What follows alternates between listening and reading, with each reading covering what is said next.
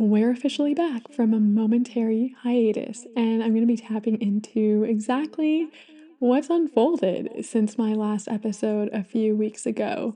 But before we do so, if you are listening to this episode before April 26th, I invite you to head down to the show notes because you're going to find not only a beautiful freebie that has to do with your relationship with money and how to go about expanding the wealth that you are creating in relation to your nervous system and how you may be operating, the states that you are holding, and where you're predominantly operating from.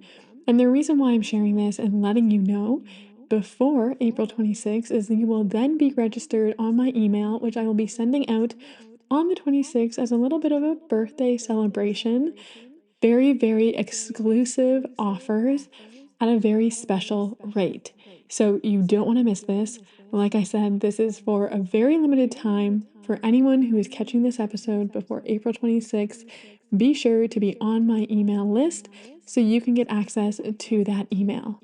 Now, without further ado, let's tap into this episode. Welcome to the Living Connected podcast. I'm your host, Mallory Meyer, a multi-six-figure entrepreneur, founder of White Wolf Reiki, and a former corporate HR professional turned polyvagal-informed leadership and neuro coach, Reiki master, educator, and international speaker. In this podcast, we explore the intricate connection between our nervous system and our performance, productivity, and well-being. I'm here to guide organizations, leaders, and founders in enhancing performance, fostering a psychologically safe workplace, and building teams with high retention that thrive. Let's future-proof your business, raise team morale, and prevent burnout.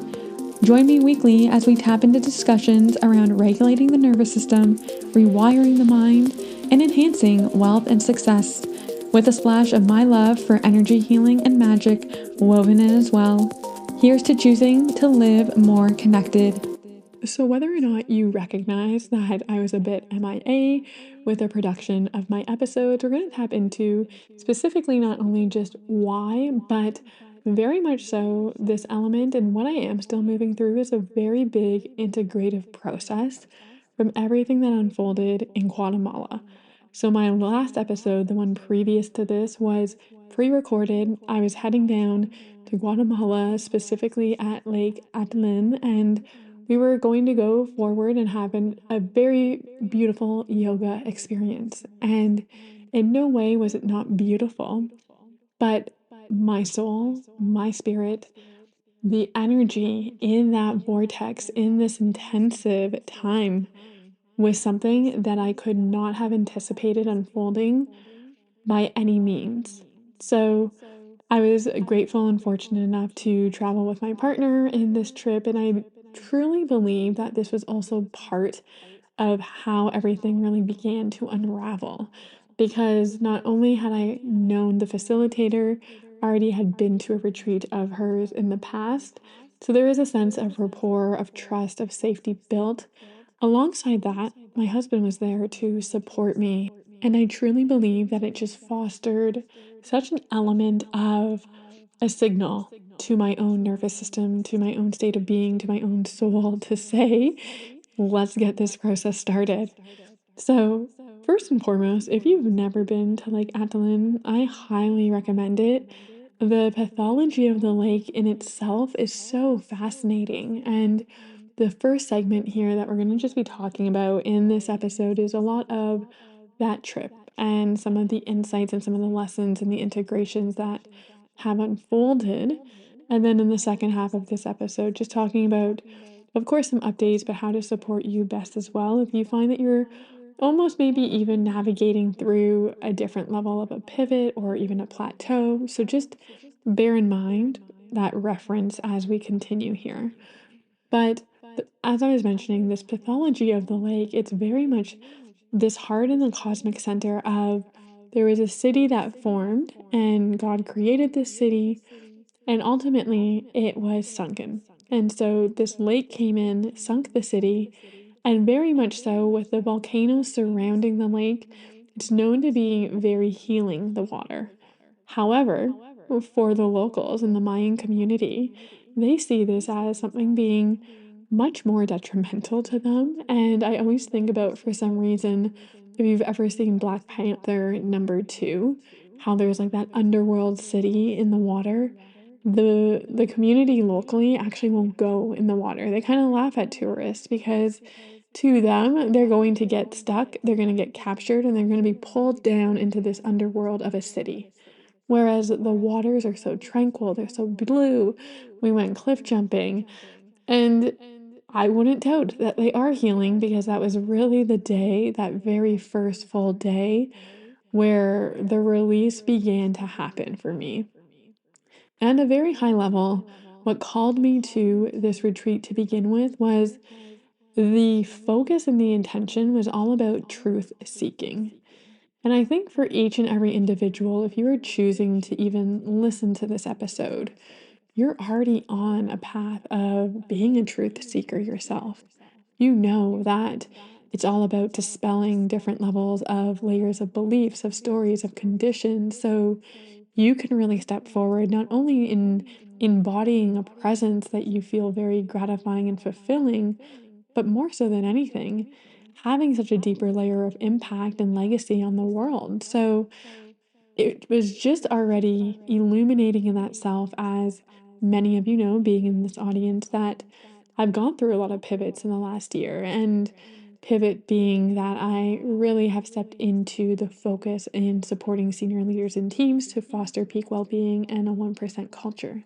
Now, that being said, this truth seeker element, there's a lot of vulnerability when we are not just opening ourselves up to speak our truth, but to really devote ourselves to our why when things external to us may not necessarily be in, I'll kind of essentially just say, like, be in a place that is very supportive to that vision. It's very supportive to that why. So, opening up, expanding ourselves, letting our heart truly lead.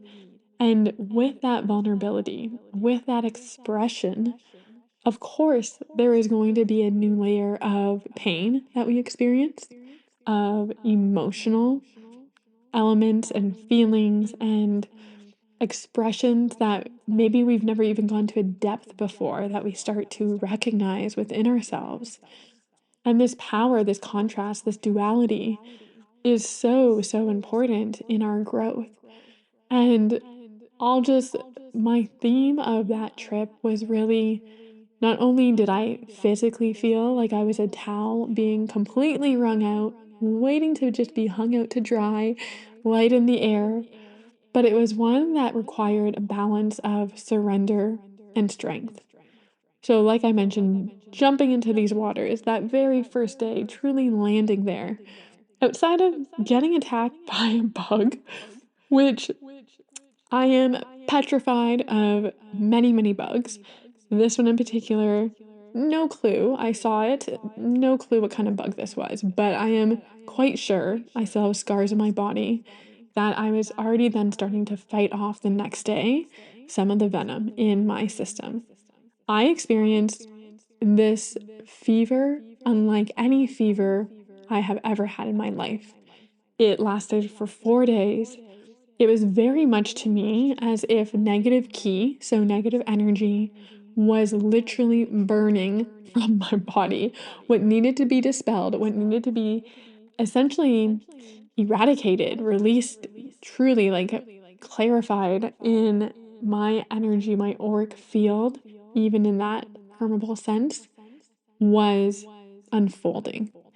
And it was just surreal in that way. And obviously, my presence, I was fighting to be very, very present for with each and every individual there. But it was also, when you have a fever, the main thing is you just want to crawl into bed and sleep. So there was lots of sleep.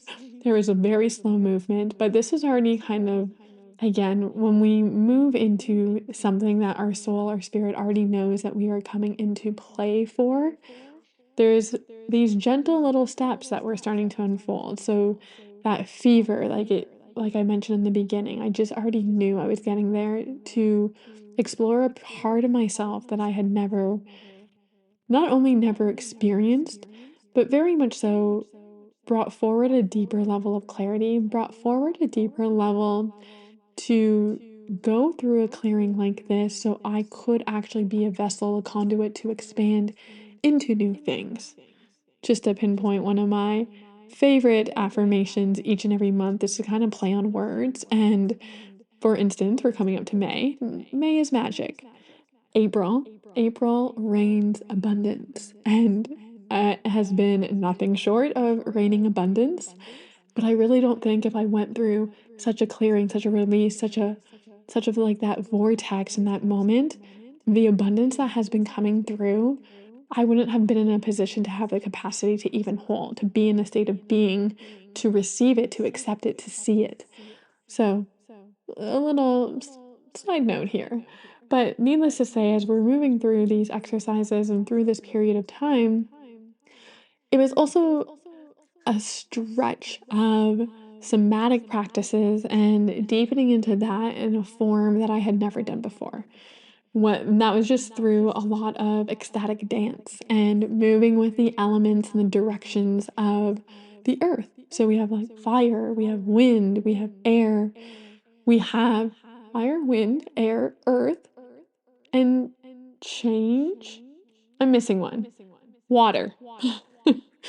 We have these elements, and these elements signify different movements and pieces of our life. And when we're really talking about having a perfectly balanced life, there's this beautiful exercise that we were really reflecting on about where is that focus and the intention to the elements and to the directions. And on top of this, we're going through not only eating the most nourishing foods, but very much so Tezumakal sessions, which is really just a very Mayan style of what they call being in the womb of Mother Earth, which is so beautiful. I had done this last year in Mexico, and it's actually where women give birth in this completely pitch dark.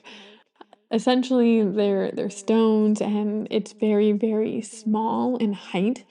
And you're in the dirt, and it's just very much the heat, like a sauna. And you're there to detoxify, to release even further. And then, of course, with yoga during this period. And on top of that, and this is what's really essentially also prevented me from being here, not only just acknowledging the integration that I had to move through and really just come back and ground myself into different levels of routine and structure. But we had a silent day, and this was my very first time doing a silent day that not only involved a disconnection from technology, so we weren't even able to have our alarm set. It was pretty much put your phone away on do not disturb, even take off your iPhone, Apple Watch, and really just allow yourself to be present. The exception was we were allowed to have our journals, but we weren't even allowed to look each other in the eyes. And what was most remarkable to me about this was not only was this the biggest purge day, and I was joking with the facilitator just to say, you may want to essentially call this like a ayahuasca, because even though there was no additional substance given, there was extreme purges. And we all had them. I'll save you the details on what mine specifically was, but in the purge and coming into the new day, we really solidified opening up the space with our voice before our yoga practice. And what shocked me the most was I actually had no voice. Not only did I not have a voice, I had no control over my emotions. I was a bucket. Just tears were flowing. It was almost like I was overwhelmed in the sense of presence of deep innerwards connection. On that silent day, we moved through 108 sun salutations, which I don't think my body's ever been so sore in its life the next 24 hours. On top of that, fighting the fever. But then, of course, carrying my puke bucket up the next morning only just to be a ball of tears, where not only could I even formulate words, even if I wanted to, I had no voice. And what was most alarming was this inability to even use my voice carried forward for another 5 days. So after the retreat, my husband and I, we went into Antigua, Guatemala, and it was just so beautiful. We were there for Semana Santa, the beginning of Holy Week, and just being immersed in such culture. And this is really why I'm so passionate as well, working with individuals who desire a level not only of their freedom to reclaim, but have such enriching experiences while being in a position that can be an extension that's so enriching for others to be within. In depending on the coaching sphere, right now, I'll kind of label it as, it's just rewarding to be a part of. And this opportunity that we have in front of us to still maintain connection with our clients, no matter where we are in the world, and be there for them as we are allowing ourselves to move through very deep layers. So it's also just one of these elements that comes to play where we're always going to be on a journey. Call it a healing journey, just call it a journey overall. And it shouldn't, I'll just make mention of, prevent you or withhold you from being in the spotlight to be of service to others. Because why are you truly doing the work to begin with? Maybe it is something that is just for you, but if this is something where you really desire to be in front of others, help them, have a business, they can be together. One does not have to wait until the next, and it really just helps to integrate a lot of the practices even further. So, wrapping up a little bit from that experience, there was so much more, and there will continue to be more that I'm reminded of in what really wanted to be seen. I won't even get into the possum trying to break in to our casita because that was another incident, and the sinus infection that I also got following which.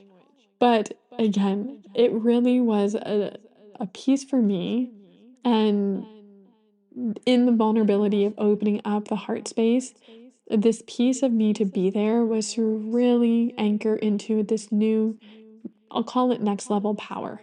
Because not only in the business that has been, that still is from an energetic and very specific coaching level, while also the new direction that I have taken, it comes back to the power of knowing how deeply and accepting this power of how much I can help. What can be the results? What is worthy and capable of accepting? And there is this beautiful analogy that was shared with us that it comes from more a Native American folklore. And I apologize if I butcher this, so I'm just going to give more of the grand overarching theme. But it really spoke to when there is a storm and the intuitiveness of animals through this story. But when there is a storm that arises, so often animals, again, being so intuitive, sense that it is coming and they are running in the opposite direction of the eye of the storm. However, the one animal that chooses not to run in the opposite direction in the eye of the storm is the buffalo. And the buffalo actually chooses to go to the heart of the storm. And we heard this analogy when we had arrived our very first day. And I reflected it back to the group near the end because I feel like I was being asked to be this buffalo, being asked to go into the heart of the storm through this whole experience that we were having together. Because it's when we go into the heart of the storm, into the deepness and the deepest layers of our heart, that we not only acknowledge our truth, that truth seeker, but we sit with what needs to be forgiven, what we need to give ourselves love for, compassion, what we need to finally let go of, to be able to weather and let the storm pass. And sometimes we can feel like this storm just needs to leave, it needs to go. I'm just gonna keep running in the opposite direction because I can't face this storm. But the more that you go into it, the more that you embrace it, the more that you see it, this is really where you start to bring yourself into a new level, a new dimension, a new paradigm, new results, a new identity. It goes on, but it was so beautiful. And it will continue to stay with me and be part of my journey in one of the deepest ways. But like I said, there is so much in that experience. And I'm extremely grateful to have had my husband there, to be open, to be willing, to have shared it with me, to go through the release that he needed to go through as well. It's so powerful. Back to the power. And so in coming back, it was really bringing in who am I choosing to really show up and be? Where do I really desire to give my focus? What were my core values to begin with when I started my business? And simplicity is always one. And at times we can feel like one of the things when I'm what I'm trying to say here is in this beautiful, prestigious life, if you are listening to this, and not only just in North America, but I'm just going to reference North America here, but there is so much prestige, there is so much privilege, there is so much accessibility that we can get caught up in such mundane, but also unnecessary things. Not only that we are absorbing, that we are acquiring, but that we are just kind of on autopilot about. And I've always essentially, it's not that I've encouraged myself, it's just ever so willingly happened that in the last, I would say, 10 plus years, South America and even South Africa have always been special places in my heart to go visit. And there's such a renewal that comes in those moments of being there, of being not only immersed in the culture, but really just getting so grounded again in simplicity, in what gives you such joy, such happiness. It is in, honestly, the nourishing foods and the connection with others in real life, not behind the scene, not on the internet. This is like true connection.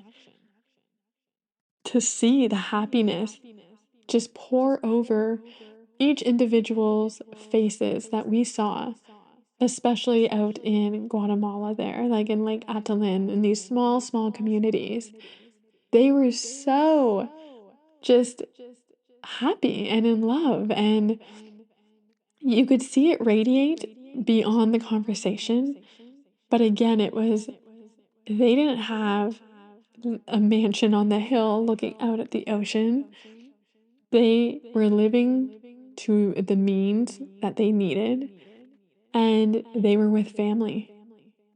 And it was just so touching. And again, this reminder coming back of where, even for yourself, as I describe this and as I share this story, do you feel like you've just been kind of maybe in a way that you haven't necessarily recognized, running on autopilot, just doing it to have a box checked? This hustle culture, this hustle mentality of, I fear even coming into a place of rest or shifting things up because then X may not be created. Just getting curious with like, what is the story? What is the belief that you're holding in the actions and the behaviors that you are currently executing on? And is that true? Is it something that actually needs to be reshaped, revisited? Because especially if you're not necessarily getting the results that you want at the moment, does this make sense to keep moving forward like this? And when it comes to so much of the work that unfolds with clients, it's really starting to rewire these patterns, rewire their brain, and create a sense of safety to, let's just use the example of, I can have some leisurely rest in my weekday and not always feel like I need to be visible or executing and delivering on this. So we really start to recognize where can we not necessarily compromise elements of our happiness and our health through that journey. Now, of course, alongside everything that unfolded in coming back outside of just starting to reshift and realchemate myself to the environment, it really is preparing because next Friday I will actually be outside of sending out a beautiful birthday extravaganza type of email. I'll be speaking at an event that I am sponsoring and that I am down in Arizona for, which I am so looking forward to as well. But this is, again, I know there's going to be more immersion, more things that will be coming to the surface for me, and just honoring again that process in my own humanity of recognizing what feels right at this time to move forward with. And it's really come into this place of what I was going back, at least to like reshifting and reapproaching as to like, what am I giving my focus to? It truly is outside of the beautiful healing opportunities within Reiki certification, my coaching element of partnering with senior leaders and teams to foster peak well-being and a 1% culture so you may unlock greater levels of productivity and retain your people for twice as long. My focus, if you aren't connected with me on LinkedIn and you have a LinkedIn profile, come find me over there. That's really where I'm spending my time, having such beautiful conversations, sharing so much around what has been unfolding in the success, not only within one to one clients, but within the team workshops, in really starting to recognize how individuals feel so much more safety stepping forward to speak up, not only in meetings, but to their manager to make requests and coming forward in each and every day, not feeling like it's such a struggle or a negotiation to get out of bed, but they actually feel revitalized and invigorated and inspired to be at work. And even more beautiful, which is a huge shift that we saw with one individual recently, was their ability not to be so triggered and really start to place their boundaries and communicate them in meetings with clients. And even when it came to receiving emails, the modalities, the exercises, the very, very, I'll call them more somatic based tools that are all very neuroscience focused and take a very rooted approach in bringing online your parasympathetic, so that rest and digest side of the nervous system. But it's so beautiful to even see their sleep improving. So, therefore, their stress levels are going down.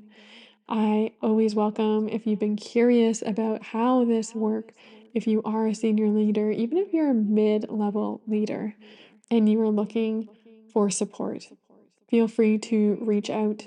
You can find me, like I said, on LinkedIn, or my specific Instagram around this is at Leader Mindshift. And then otherwise, you will find some details in the show note to actually book a call and see if it is an aligned fit together. In concluding this episode, I just want to remind you to really reflect upon a little bit, like, do you truly set a very clear intention for what you are looking to create, not only in the month, but how you desire to feel? How you desire to feel most importantly. And is that something that you can always anchor yourself back into if you feel like you are getting taken away from that state? Additionally, what have you been doing that may not necessarily be serving you, that you've just kind of essentially accepted, that you've taken on, that you haven't quite even challenged? What are you going to do differently? And within that, even just asking yourself, when was the last time that I really put myself in the eye of the storm? Am I someone here who has been the animal outside of the buffalo running away? Or am I going to be this buffalo? I so value your feedback, your reviews, your follows here at Living Connected. So if there is anything that you feel someone needs to hear from this episode, I always want to just send my blessings and love for sharing that with them. And until either next week or the week after, stay regulated. Let me just take a moment to share something that has truly elevated my mornings and helped me start my day on a greater, calm, focused, even with a punch of veggies note. I've integrated Plant People gummies into my morning routine, and their products have become an essential part of my self care. What I really find sets Plant People apart is their commitment to quality and transparency. It's a natural and plant based approach to self care that aligns perfectly with my values. But the greatest part about it is whether it's been a tea, a gummy, or even their spreads, they don't compromise on taste. So, who doesn't like treating yourself to a moment of indulgence while nourishing your well being? And I do have something special for you, the listeners here. Plant People is offering an exclusive discount. You can use the code MALMEYER, and I should say it's mal.meyer at checkout to enjoy 15% off your order. You won't want to miss this opportunity, and you can find those full details in the link in the show notes below.